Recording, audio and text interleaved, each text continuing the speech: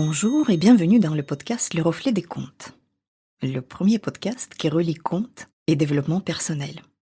Je m'appelle Galina Kojanova, je suis auteure, conteuse et master coach certifiée. Et maintenant, je vais expliquer comment chaque épisode va se dérouler. Pendant une dizaine de minutes environ, je vais lire un extrait du conte. Il faut vraiment prendre ce moment comme une évasion, une immersion dans le monde de la magie. Ensuite, nous allons analyser les messages du conte, ses clés et ses symboles. Et pour finir, je proposerai quelques exercices et des idées de réflexion. Dans ce podcast, on va lire et analyser un conte que j'ai écrit. Il s'appelle « L'humble tailleur et l'honorable roi ». Ce conte est paru aux éditions de l'Harmattan dans un recueil de contes Le Narcisse magique. Tu es bien installé? Alors écoute.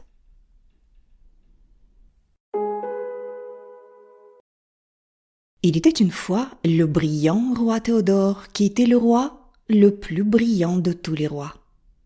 Tout le monde l'admirait car c'était tout naturel. Tout était absolument brillant et digne d'admiration chez le roi Théodore. Sa prestance, son esprit, son courage, sa générosité, tout, absolument tout. Un jour, le brillant roi Théodore décida de se lancer dans une guerre pour agrandir son royaume. Il faut dire qu'à cette époque, les guerres en tout genre constituaient une des principales occupations des rois. Le brillant roi Théodore n'avait pas l'ombre d'un doute sur le fait que sa victoire allait être éclatante. Mais, pour la pure forme, préféra réunir une assemblée. Comme il fallait s'y attendre, l'assemblée fut unanime pour approuver le brillant dessein du roi, car il ne pouvait en être autrement. « Mais quelle brillante idée que cette guerre !» disaient les uns. « Quelle preuve de courage !» s'exclamaient les autres. « Il est évident qu'avec les qualités de stratège de notre majesté, cette guerre va être gagnée en un clin d'œil !» disaient tous. La guerre fut donc déclarée sans tarder. Mais, contre toute attente, le roi perdit cette guerre et son royaume fut envahi par la victorieuse armée adverse. Le roi Théodore était désormais un roi déchu. Sur le champ, il quitta le palais en abandonnant son trône au chef des envahisseurs. Le voilà parti, sans un sou en poche, à la recherche d'un toit pour s'abriter et d'un travail pour manger.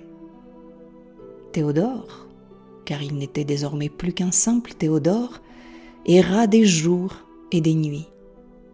Ses vêtements tombaient en haillons et ses cheveux et sa barbe avaient tellement poussé qu'il était devenu méconnaissable. Il arriva finalement dans une petite ville qu'il ne connaissait point et entra dans la première taverne qui se trouvait sur son chemin. Théodore grelottait de froid et était affamé. Lorsqu'il voulut commander un maigre repas, le tavernier exigea qu'il payât d'avance, et comme les poches de Théodore étaient vides, le repas ne lui fut jamais servi.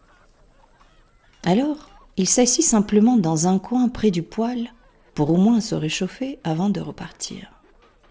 Et là, Théodore entendit un homme de la table voisine parler du tailleur de gemmes du village, qui, semblait-il, cherchait un apprenti.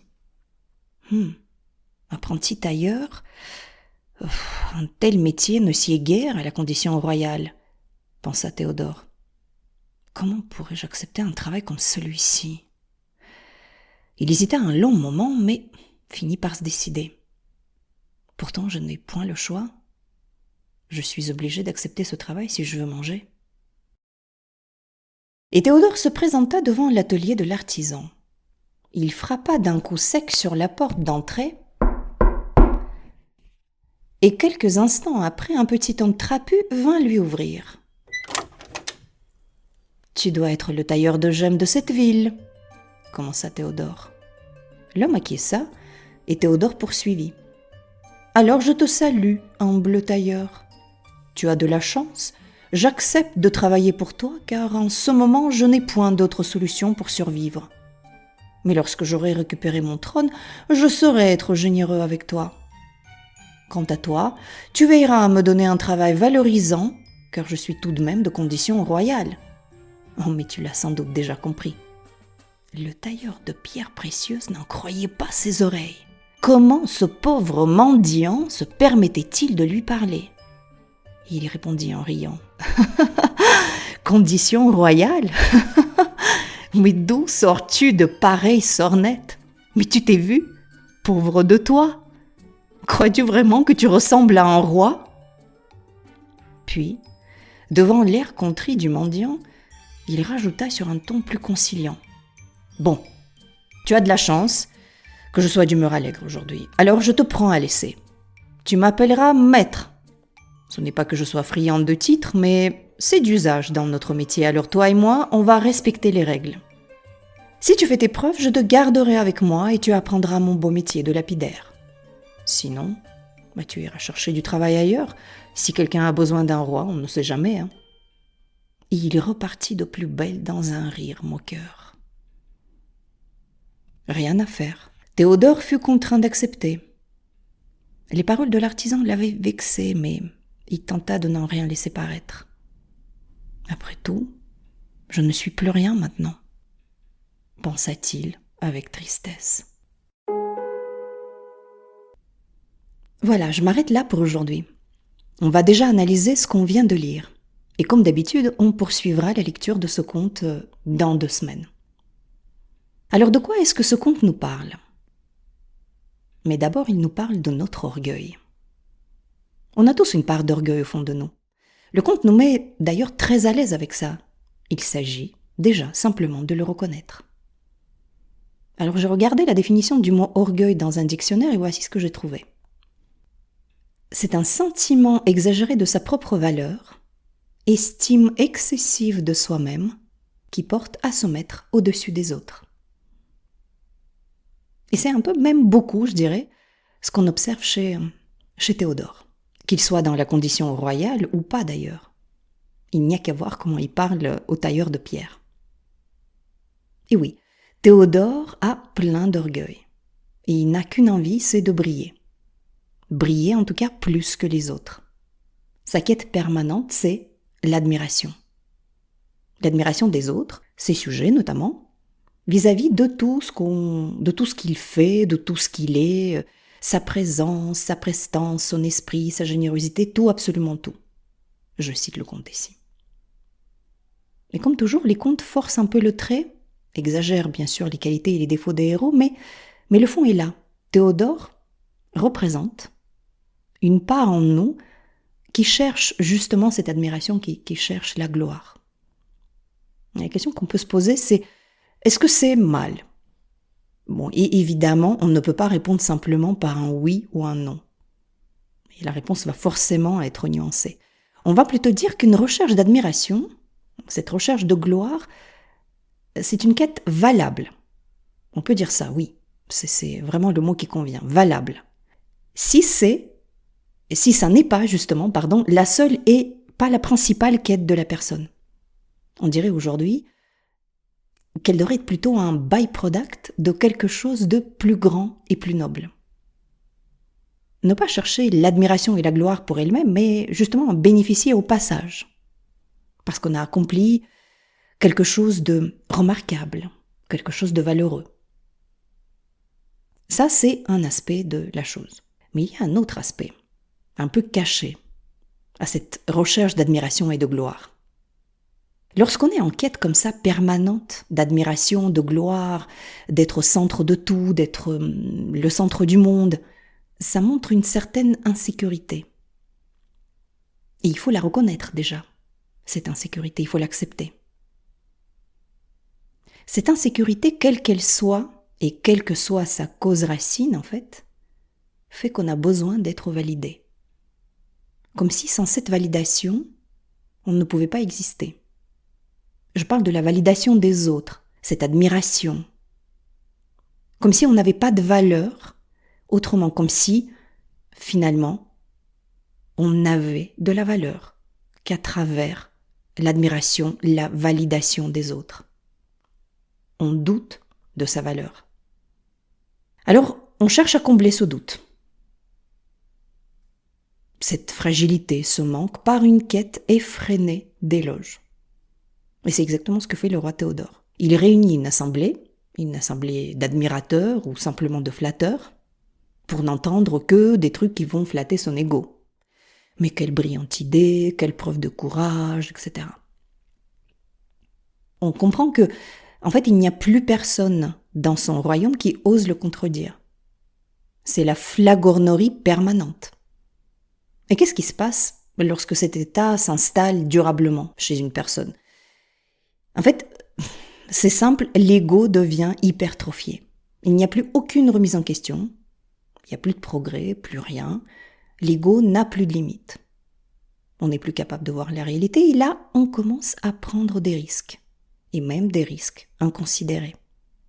Puisque de toute façon, il n'y a personne pour nous mettre en garde.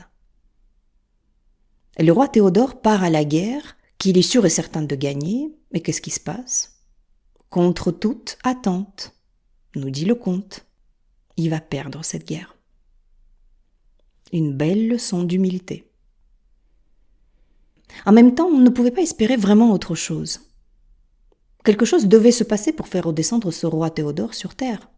Il était assis sur une énorme bulle remplie d'air qui a tout simplement éclaté.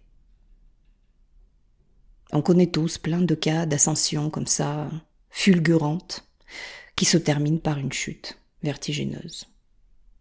Et le conte nous dit, il montre que toute gloire basée sur du vent, sur une pure et simple quête d'un ego surgonflé, cette gloire, elle est de toute façon éphémère. Et j'ai envie de dire, tant mieux. Il va falloir qu'il la gagne, cette gloire, notre Théodore. On verra plus tard comment il va s'y prendre, mais pour l'heure, il est le roi déchu, parti sur les routes des campagnes à chercher comment gagner son pain. Mais je dirais, c'est plus que ça même. Théodore, il est parti à la recherche de sa véritable valeur. Celle qui n'a pas besoin de validation des autres. Celle qui ne pousse pas à chercher à briller par tous les moyens. Celle qu'on ne pourra jamais perdre. En d'autres termes, Théodore est en quête d'authenticité. En attendant, un autre a pris sa place, et oui, cet autre d'ailleurs n'est probablement pas plus méritant que Théodore, mais la place était à prendre, et il l'a prise. On verra dans le prochain épisode si Théodore va parvenir à récupérer sa place, et si oui, comment ? Je te propose un exercice. Et comme toujours, les questions seront un petit peu inconfortables.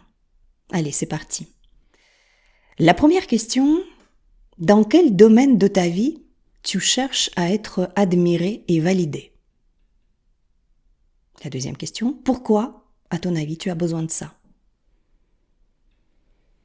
La troisième question, et si un jour tu avais toute l'admiration et la validation que tu cherches, comment te sentirais-tu alors ? Je répète rapidement, mais de toute façon je mettrai ça dans les notes de l'épisode. Dans quel domaine de ta vie tu cherches l'admiration ? Pourquoi tu as besoin de ça ? Et si un jour tu avais toute l'admiration que tu cherches, comment te sentirais-tu ? Pense à écrire dans ton journal si tu en as un. Comme disent les Américains, « journal it through ». Une traduction imparfaite serait « passe toute cette réflexion au travers ton journal » et tu y verras plus clair. Si tu as envie de partager avec moi ton expérience et tes réflexions à ce sujet, tes commentaires aussi, je t'invite à m'écrire à l'adresse email que tu trouveras dans les notes de cet épisode. Ou bien tu peux me contacter sur LinkedIn et Instagram et j'ai aussi mis les liens dans les show notes. Ça me fera très plaisir. Si tu souhaites entamer un coaching, dans le cadre d'une formule ou simplement à la séance, je te donne rendez-vous sur mon site internet, lerefletdescontes.fr. Tu trouveras aussi le lien dans les notes de cet épisode et dans mon profil sur les réseaux sociaux, LinkedIn, Instagram. Alors rendez-vous dans 15 jours pour un nouveau conte et une nouvelle expérience sur le chemin de la connaissance de soi. Si cet épisode t'a plu, n'hésite pas à le partager autour de toi. Ça aidera à faire connaître le podcast. N'oublie pas de t'abonner à ce podcast pour ne pas rater la sortie de nouveaux épisodes. Merci de m'avoir écouté.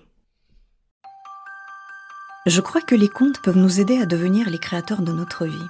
Créer son conte, sa vision, c'est une étape essentielle pour prendre sa vie en main. Dans ce podcast, j'aimerais t'offrir des outils pour écrire ton conte à toi, celui qui te permettra de créer ton avenir. Car si tu ne le fais pas, qui le fera ? À très vite pour un conte.